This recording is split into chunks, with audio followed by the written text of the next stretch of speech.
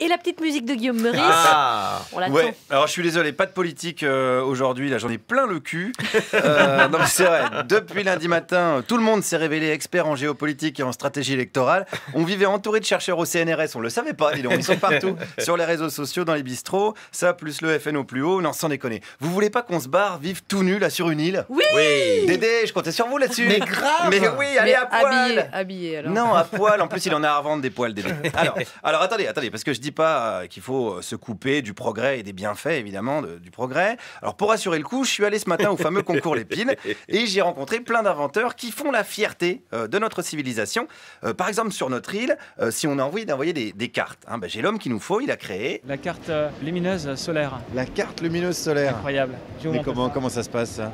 Écoutez, comment ça se passe? Ça se passe d'une façon assez simple, finalement. Vous avez un panneau solaire qui va venir alimenter cette tour Eiffel, qui va venir s'éclairer, clignoter à la lumière de la lumière. Bon, la question, c'est comment on faisait pour vivre avant, sans cette invention? Effectivement, non, on ne vivait pas. Et non, qui ne s'est jamais dit tiens, j'aimerais envoyer une carte postale qui clignote, mais j'ai pas de pile.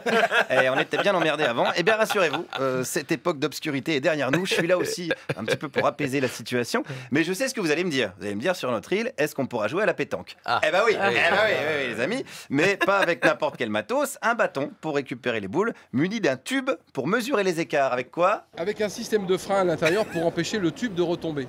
Oui. Comme ça, si vous mesurez et que subitement vous avez des tremblements, parce que c'est aussi pour les Parkinson que ça a été fait. Il y a des gens qui ont Parkinson qui jouent à la pétanque quand même? J'en ai jamais vu, mais ça doit exister, je pense. Sans doute. Même Charline, sur notre île, peut être prise de tremblements. Si elle n'a pas sa dose d'infos sur Arnaud Montebourg ou NKM, elle va mal le vivre, je la connais. Puis même nous tous, on va tous être en manque de blagues sur les relations entre Jean-Vincent Placé et le pouvoir. Tiens, puisqu'on parle fellation, j'ai trouvé un autre objet qui pourrait nous intéresser. C'est un appareil de gymnastique buccale. De la gymnastique buccale? La gymnastique buccale, pourquoi? Parce que toutes les muscles du corps, ils sont rattachés à la tête et c'est par la mâchoire qu'on déséquilibre. Ah bon? Ben oui. Ah, mais voilà, tous les muscles du corps sont rattachés à la tête. Alors, dans le cas d'un footballeur, on se doutait un peu, mais on n'avait pas de confirmation et c'est fait. Voilà, alors la musculation buccale, c'est sympa et ça a plein d'avantages. Avec la mâchoire, on travaille tous les muscles du corps. C'est pratique, ça. Et oui. Parce que moi, j'aime pas le sport, alors est-ce que je peux mâchouiller votre appareil? Sans problème. Il y a aussi tous les problèmes au niveau de la tête, les céphalées, les maux de tête, les vertiges, névralgie, les acouphènes, c'est le seul moyen. Et tous les problèmes de dos. Ça règle tout. Oui, et en même temps, on reste jeune. Ça permet aussi de rester jeune. Mais automatiquement, ça agit sur les rides. Génial ça, Clara. C'est génial. Vous allez retrouver la mine que vous aviez à 58 ans. Oh, c'est super. Allez, on prend ça sur notre île. Combien ça coûte? C'est 80 €. 80 €, c'est pas mal quand même. Mais combien ça coûte à fabriquer? Parce que là, c'est jamais qu'un bout d'acier et 2 bouts de plastique. Il y a déjà 20% qui va à l'État. Oui, ça d'accord, mais il vous en reste quand même pas mal, j'ai l'impression. Il n'y a rien.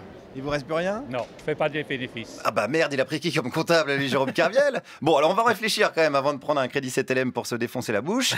Pas grave, parce que j'ai rencontré ce matin un inventeur encore plus inspiré qui propose quoi? Ce sont des palettes en bois à tolérance micronique. Des palettes à tolérance micronique. Ouais. Alors là, c'est incroyable. C'est incroyable ça? Alors pourquoi? La vitesse de manipulation de palettes, donc des chargements emmagasinage, est aussi augmentée au moins 6 secondes par palette. On gagne 6 secondes par palette? C'est énorme, quoi. C'est beaucoup? C'est vraiment beaucoup.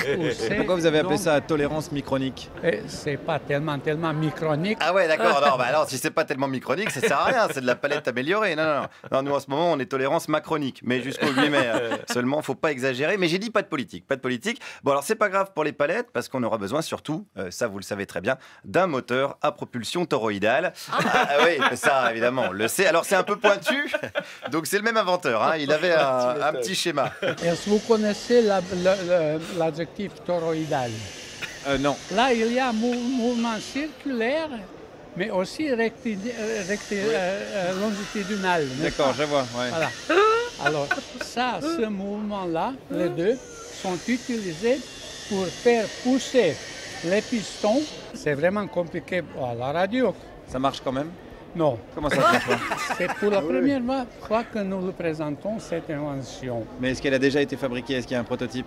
Un prototype, non. Ah ouais, on n'est pas sûr que ça marche alors. On va voir. Ah d'accord. Donc on ne sait pas si ça marche. Alors je suis désolé, j'avais dit que je parlais pas politique, mais ça me fait trop penser aux gens qui disent on vote FN parce que le FN au pouvoir, on n'a jamais essayé.